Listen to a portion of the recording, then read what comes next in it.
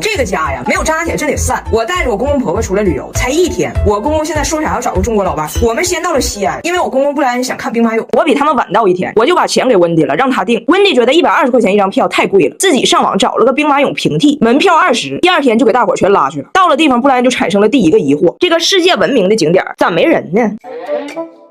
别想了，往里走吧。布莱恩陷入了第2个疑惑：这国外新闻里看着的兵马俑也没有这么多彩灯和高科技呀。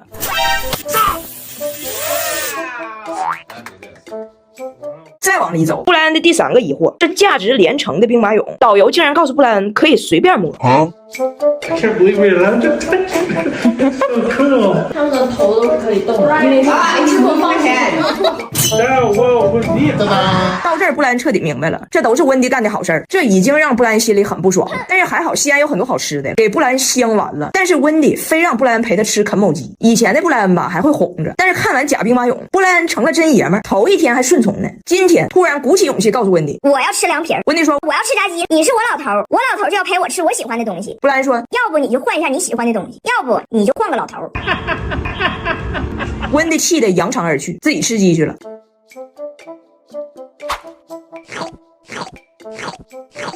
第2天我们又出去吃饭，温迪说要喝冰水，这餐厅没有，温迪就让布莱恩必须领他出去买冰水。温迪在那边，我要冰水，我要冰水，我要冰水。布莱恩助听器一摘，热水一倒，任温迪说啥都听不见，给温迪一条龙服务。真香！哎呀。饭吃完一抬头，温迪没了，完全找不着。我们都着急了，我让布莱恩找，布莱恩说我不找，有缘分，北京见。 We will see her in Beijing then. 我说北京见啥呀？我还在他手上呢。我们就开着车沿路找啊，转了2圈，最终大胖媳妇在一家冷饮店的玻璃窗里看到了被拐儿童张大铁。不出门吧还不明显，一来中国这俩人是花钱吃喝收拾屋啥都别进。比如做家务时候，温迪就拿吸尘器，布莱恩已经熟练整上云鲸洗涤机，用完你歇着，他把剩下活全干了，缠头发自己剪，滚刷脏自己洗。S3 Island 超自律，以前大胖媳妇见着污水箱就跑，云鲸直接自律管理，不发臭，完事一拎一扔，看这地板锃亮没水渍，回到酒店直接就吵起来了。 Eat whatever you want. I will just go somewhere else and I will meet you later. Fine, go there. What do I care? You're messing everything up. You're messy. Wait and wait and wait. Will you eat all the spicy food? Listen. 你们俩别说话了，谁要说话先举手 ，OK？ You like Chinese food? I like Chinese food. Don't 称句就行。You no like Chinese food? A little bit. Some things. You 可以饿着。 Cheese off the pizza. I eat cauliflower. It's There's bad. a difference between spice and... 拿起你为什么生气呀？受不了了，他俩太幼稚了，太幼稚了。特北京你好，知道吗？张大铁又来安慰人了。我有一个很小的小学妹，最近崩溃了，老板烦人，天天加班，她受不了了，想裸辞，问我能不能来俺家让张大铁安慰安慰她。从张大铁给出的杂乱无章、漫无边际的安慰话语中，我竟然感受到了一种职场哲学，而且他莫名其妙学会了一个词儿——内耗，一直用，虽然他不知道啥意思。这个阿姨她崩溃了，她想为拿铁安慰。咋的？她上班上疯了，她太内耗了，你不懂。不懂。你这他也不懂啥内耗，我给他内耗。懂。我也是个特别内耗的。我中午在学校吃大晚饭，老师夸我特别内耗，特别内耗。阿姨就是工作太累了，她就不开心。你为什么不开心？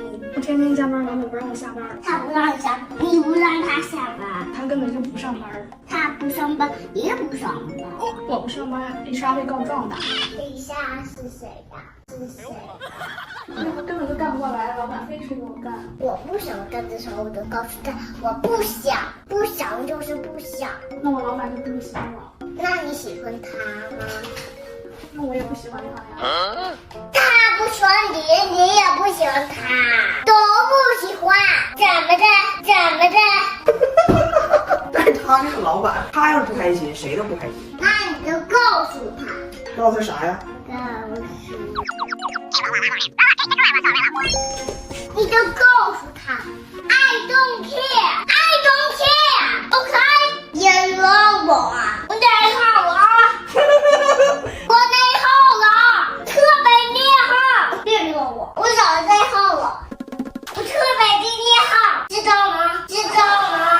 然后呢，这个女生就跟我说想来想去还是觉得自己开心最重要，决定了就裸辞，想去远方旅行一趟，不就是没钱赚了吗？没钱就没钱，回来再想钱的事儿，不受这个折磨。我说我完全支持，我不只支持你去找寻快乐，我还送你一套我自己保藏的欧珀莱的高定礼盒，这里的第4代黑精灵精华添加了抗老科技成分的新肌酮，质地清爽，吸收快，能有效缓解熬夜加班出差带来的损伤，紧致皮肤，淡化细纹，轻松抗老。然后第2天早达同学开生日 party， 张拿铁也去了，人家叽里哇啦说一堆他也听不懂。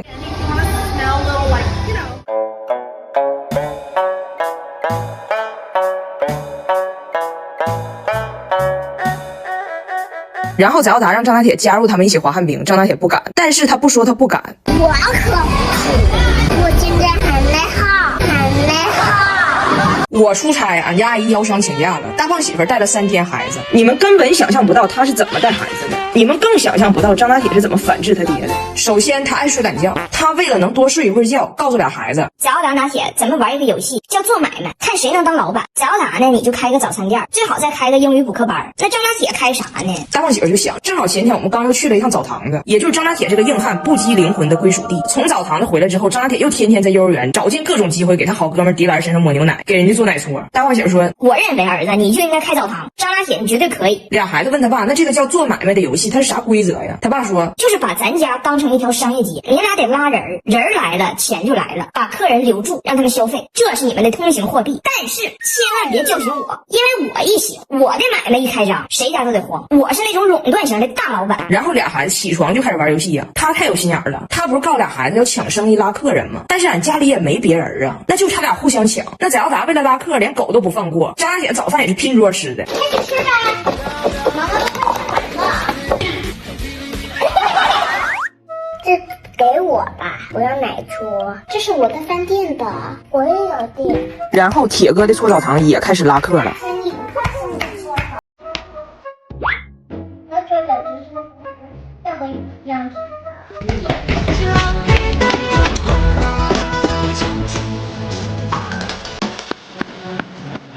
我也比你好啊，我也比你好啊。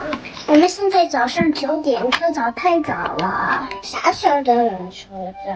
你先来我的英语补课班，我给你上英语课吧。我学搓澡就学啥英语呀？学啥英语呀？我在出差熬夜，不敢看人家里监控，人都气老了。还好带着娇兰风光瓶，专研复配焕亮成分，搭配升级黑蜂修护科技，温和带走熬夜色沉，油皮也能干净透亮，维持饱满好状态。皮肤和生活一样，需要主动净化才能亮出无限风光。但是我告诉你们，亲爱的朋友们，出来混都是要还的。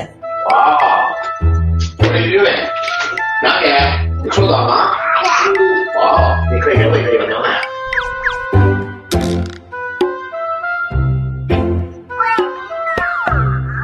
好了，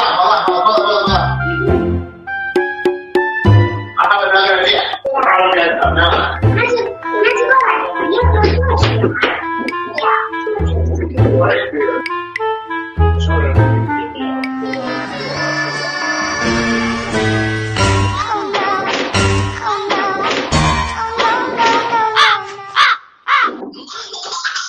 哎呀妈，这文化差异能吓死人！